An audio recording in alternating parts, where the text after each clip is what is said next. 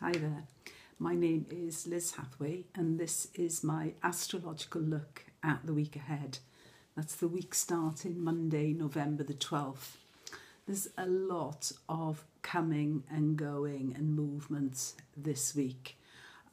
We see already on Thursday, for example, Mars moves out of Aquarius and into Pisces. It's a big shift. Mars has been Saturn ruled and now Mars becomes Jupiter ruled. Of course, we're getting a switch in modality here. Mars in Pisces is another sort of mutable sign. We've got quite a few planets immutable at the moment.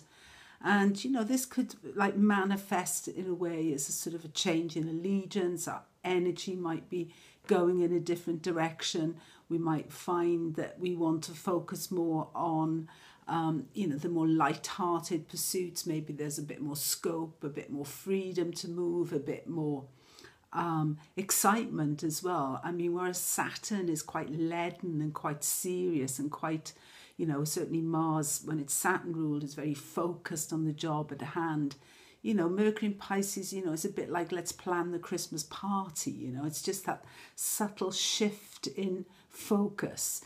A lot of things are now past, the midterms in the US, for example. So, there's a little bit of an opening. Mars is a little bit less focused and a little bit more of a freewheeling, sort of putting its energy here, then putting its energy there. And so there's quite a lot of, in a way you could almost say, sort of it's slightly scattered in a sense when you've come from this position of real focus, certainly with Jupiter in Scorpio as well. There was a lot more focus around Mars than there is at the moment. Last aspect Mars makes before changing sign, however, from Aquarius is a sextile with Uranus retrograde.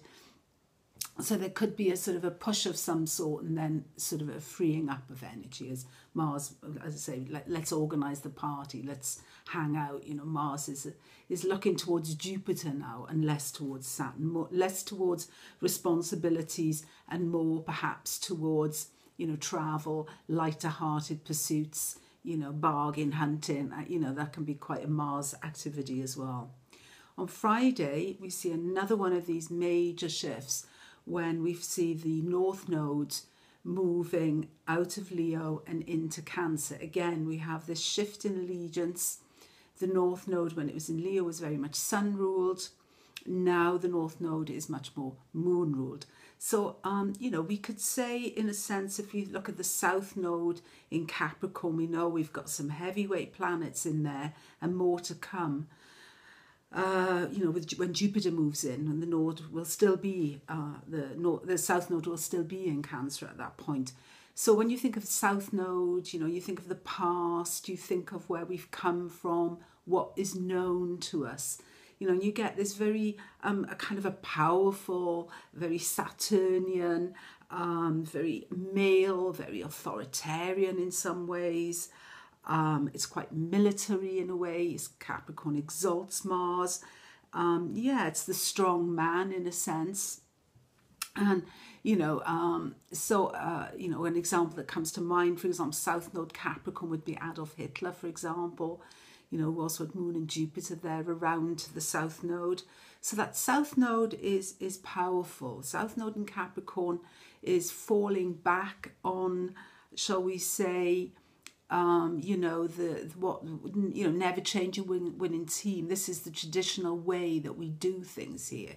Let's stick to that. Let's stick to the tried and trusted. And that tried and trusted can be quite male, can be quite authoritarian, can be quite, not to say that there's not good things to come from past experience. And certainly, there's a lot of dignity with Saturn in Capricorn at the moment. But the real growth now is coming from the North Node in Cancer. And as we know, next year, Uranus will be comfortably settled, making its way comfortably good and proper into Taurus. So maybe the future is taking a little bit of a different form now. Maybe new experiences, new learning curve is coming from the maternal, it's coming from the feminine, it's coming from the nurturing. It's coming from the caring and sharing. It's coming also, I think more importantly perhaps for us, if we look at the transiting node in our own horoscope, it's coming from the gut, it's coming from the belly, you know, it's coming from the instinct, it's coming from not that solar principle, but more like what your gut is telling you, you know. I don't like the look of this, I don't like the smell of this fish, you know, whatever it is, the gut speaks, you know. And I think with the North Node in Cancer, we're being asked to trust that a little bit more, to follow our gut feelings. So yeah, I mean, this is like, you know, the mother, children, and learning, I think, in a way, and growing through more openness to allowing the feminine in, to allowing that mother archetype maybe in. So that's on Friday. So you can see what I mean when I say this is a week of shifts, because when we get also on Friday, let me just put my glasses on as I check this, but I think also on Friday, yes, indeed, we see Venus moving direct. So again, from the principle of the feminine, from the principle of the heart, from the principle of what we're passionate about, what we hold dear, you know, Venus moving forward, that will become clearer to us in a way. You know, it's of course, Venus is going to have to come into that last opposition with Uranus in Aries. So, you know, maybe the things that have come clear to us are going to cause some disruption down the line. But at least there's more clarity of purpose when Venus starts to move forward. She knows where her heart is, where her passion lies. So there too, you can see a sort of an opening up of the way forward, a sort of a sense of, right, let's go for it, let's change, let's, you know, make it happen.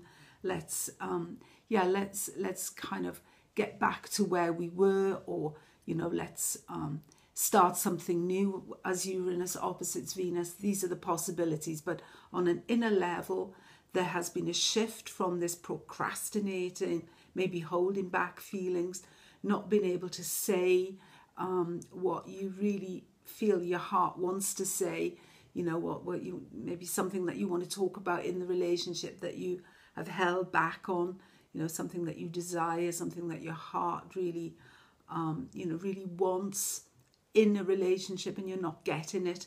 This might be the moment, as Venus is certainly as it comes out to face off with Uranus, to you know, to really grasp the nettle and just put it out there and see how it's received.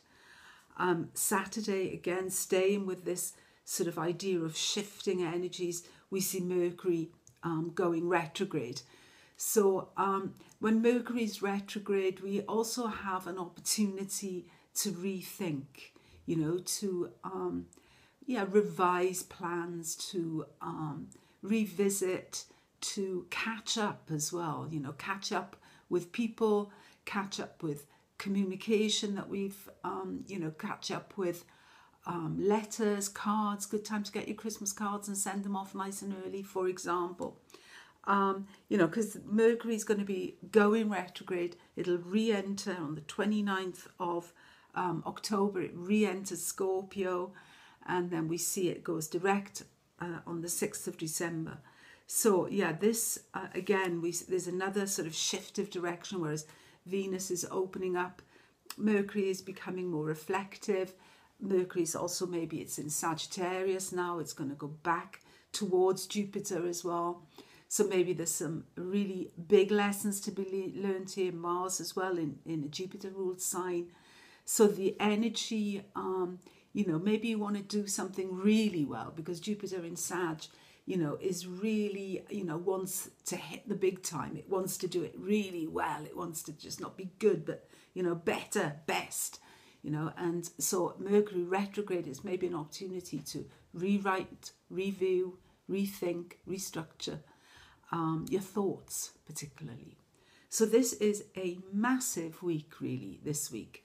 And, you know, as always, when you get planets changing signs, you have to look at the rulership, you have to look at the changes in allegiance, and, you know, you have to embrace that and try, you know, and co-create and make the energy work for you, whether, you know, whatever that energy might be.